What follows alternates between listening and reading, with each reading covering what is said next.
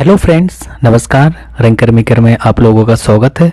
जैसा कि हम लोग देख रहे हैं कि अभी करंट की न्यूज़ बनी हुई है 2-3 दिन से लगातार से आपको दिख रहा है कि सीएए के बारे में, है ना। तो ये जो सीएए है क्या है आपका कि नागरिकता संशोधन अधिनियम। तो ये एग्जाम की दृष्टि से हम लोगों के लिए क्यों महत्वपूर्ण होता है, क्या चीज़ें से इसमें क्या चेंजेस किए गए हैं, है ना। पहले नागरिकता के लिए कितने साल भारत को में लोगों को रहना पड़ता था, कौन कौन से देश के लोगों को नागरिकता मिली और कौन कौन से धर्म को मिली, तो सारी चीज़ें हम लोग देखेंगे। नागरिकता संशोधन अधिनियम, ठीक है, उसके अकॉर्डिंग क्या चेंजेस है और पहले क्या प्रोसेस था। तो ये आपका आज का टॉपिक है कि नागरिकता संशोधन अधिनियम और सीए को अधिसूचित किया गया, क्या चेंजेस हुई। तो गृह मंत्रालय ने इसे 11 मार्च को नागरिकता संशोधन अधिनियम 2024 को अधिसूचित किया और यह वर्ष 2019 में संसद द्वारा पारित नागरिकता संशोधन अधिनियम, जिसको हम सीए के कार्यान्वयन को सक्षम करेगा। तो जो 2019 से आप देख रहे हैं 4-5 साल हो गए हैं जब से, इसके पहले ये इसको क्या किया गया था, इसको संशोधित किया गया था, उसी को अब जाके इम्प्लीमेंट किया जा रहा है, मतलब लागू किया जा रहा है। तो क्या चेंजेस हुए इसमें, हम इसको भी देखेंगे। चलिए तो देखते हैं। ये टॉपिक था ministry of law and justice, इसको लेजिस्लेटिव डिपार्टमेंट के द्वारा इसको किया जाता है। तो वहाँ पे साइट से आप लोग इसको निकालेंगे। देखें पृष्ठभूमि क्या थी इसकी, तो देखते हैं। दरअसल क्या है कि 11 दिसंबर 2019 को जो नागरिकता संशोधन अधिनियम सीए आया था, ये संसद से पारित तो हो गया था, है ना। और यह नागरिकता संशोधन अधिनियम 1955 में संशोधन करता है।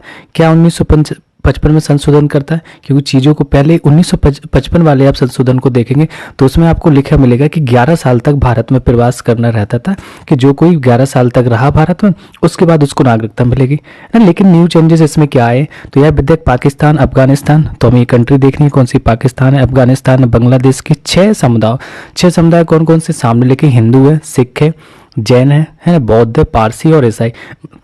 हम सिंपल से बोल सकते हैं केवल मुसलमानों को छोड़कर को नागरिकता प्रदान करने का इसमें प्रावधान करता है।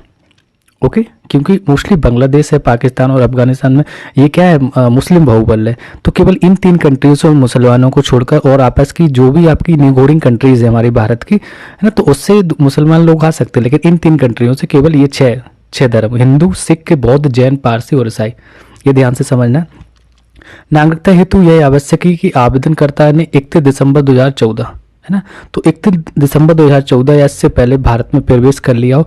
मतलब सिंपल सा ही कि 31 दिसंबर 2014 से पहले आप अभी तक, मतलब 6 साल तक ये लोग यहाँ पे निवास कर चुके। तो पहले 1955 के अकॉर्डिंग हमने बताया आपको 11 साल था, लेकिन अब इसमें प्रोसेस नया है कि आप 6 साल तक भी रह लिए होंगे तो उनको भारत की नागरिकता मिल जाएगी इस कानून के अकॉर्डिंग। ठीक है, नेक्स्ट स्लाइड देखते हैं क्या। तीसरा नंबर इसमें लिखा है कि नागरिकता आवेदन हेतु मुख्य प्रावधान क्या क्या है, कैसे लोग नागरिकता के लिए आवेदन कर सकते हैं। तो अधिनियम के अनुसार आवेदकों को 6 प्रकार के दस्तावेज उपलब्ध कराने होंगे और उन्हें भारत में प्रवेश की तारीख निर्दिष्ट करनी होगी, कब के वो आए थे भारत में, कब से रह रहे हैं, है ना। स्वीकार दस्तावेजों की सूची में जन्म प्रमाण पत्र हो, उनको किराएदारी कहाँ पे रह रहे हैं, या पहचान पत्र कोई भी अफगानिस्तान, पाकिस्तान और बांग्लादेश के सरकारी प्राधिकरण द्वारा जारी कोई भी लाइसेंस, स्कूल या शैक्षिक प्रमाण पत्र शामिल हो। हाँ, ये जरूरी है, इतने तो आपके पास डॉक्यूमेंट होने चाहिए अगर दूसरे देश से आप इस देश में रहने आ रहे हैं। आवेदकों को स्थानीय रूप से प्रतिष्ठित सामुदायिक संस्थान द्वारा जारी जो पात्रता प्रमाण पत्र प्रस्तुत करना होगा, जो पुष्टि करता है कि वह हिंदू, सिख, बौद्ध, जैन, पारसी, ईसाई समुदाय से संबंधित है। ये दिखाना पड़ेगा आपको ये डॉक्यूमेंट। नहीं तो आजकल देख रहे हैं क्या होता है कि हो सकता है कोई मुसलमान है, वो हिंदू या सिख, बौद्ध, जैन धर्म, पारसी कुछ भी बनकर रह रहा हो। नहीं तो इतने अगर आप हिंदू, सिख, बौद्ध, जैन, पारसी और ईसाई समुदाय, मोस्टली आप पाकिस्तान, अफगानिस्तान, बांग्लादेश से आए, तो आपको कोई ना कोई एक मूल पत्र, आपको पहचान पत्र दिखाना होगा, वो कोई भी एक आईडी आपकी होनी चाहिए। ठीक है, नेक्स्ट देखते हैं। स्लाइड नंबर 4 में लिखा है कि उसी के आगे कि उपयोगकर्ताओं को पोर्टल, एक साइट दी गई, गवर्नमेंट ने साइट बनाई है कि इस पे जाके आप अपने रजिस्ट्रेशन करा सकते हैं, पंजीकरण करना होगा और इसके लिए एक मोबाइल एप्लीकेशन सीए 2019 भी तैयार किया गया है।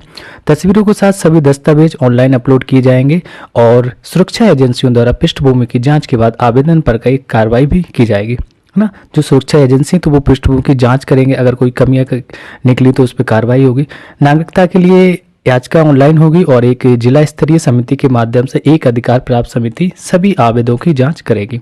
ओके, अधिकारी प्राप्त समिति की अध्यक्षता प्रत्येक राज्य में निदेशक, मतलब जनगणना संचालन करेंगे और इसमें इंटेलिजेंस ब्यूरो, आईबी आपका रहेगा, पोस्ट मास्टर रहेंगे, पोस्ट मास्टर जनरल, और राज्य राष्ट्रीय सूचना विज्ञान केंद्र के अधिकारी रहेंगे। गृह विभाग और मंडल रेलवे प्रबंधक के एक एक प्रतिनिधि शामिल होंगे। तो ये पॉइंट आपको ध्यान देना है कौन कौन इसमें शामिल हो रहा है। समझ रहे हैं ना कि राजनिदेशक की जब जनगणना होगी, इंटेलिजेंस ब्यूरो रहेगा, पोस्ट मास्टर जनरल रहेंगे, राज्य राष्ट्रीय सूचना विज्ञान केंद्र के अधिकारी रहेंगे, गृह विभाग और मंडल रेलवे प्रबंधक एक एक प्रतिनिधि, ये सब लोग शामिल होंगे। क्योंकि इसमें देखिए फिर से वही आतंकवादियों से अगर कोई भी हमला ऐसे ना हो कि हमारे कंट्री में, तो इन सबसे बचना है। ऐसे कानून लाना जरूरी है और सराहनीय है, कानूनी है।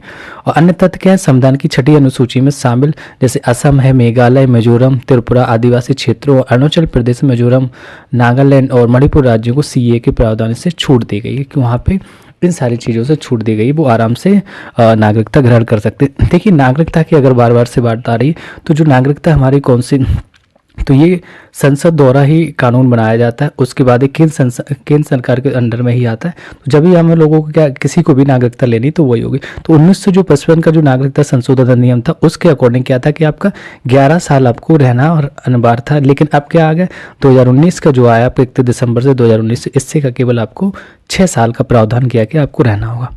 ठीक है, तो यहाँ ये लोकसभा राज्यसभा ये सारी चीज़ों से 2004-5 साल पहले ही 19 में इसको पारित कर दिया गया था। बट इसको अभी चुनाव के पहले लागू करना जरूरी था, क्योंकि हर एक सरकार का एक एजेंडा रहता है, कोई ऐसी चीज़ें लाएंगे जिससे चुनाव का माहौल उनका तरफ हो, है ना, हवाएं उनके तरफ चल सकें, ऐसे हम बोल सकते हैं। तो ये रही आज की आपकी क्लास सीए पे, किस पे, सीए पे। और नेक्स्ट मिलते हैं हम लोग एनसीईआरटी क्लास में। ये वीडियो को लाइक करें, सब्सक्राइब करें। अगर आपको फैक्चुअल नॉलेज मिली होगी, कुछ ना कुछ इससे सीखने को मिला होगा, तो मेरे चैनल को सब्सक्राइब करें और लाइक करें, लोगों में शेयर करें। Thank you.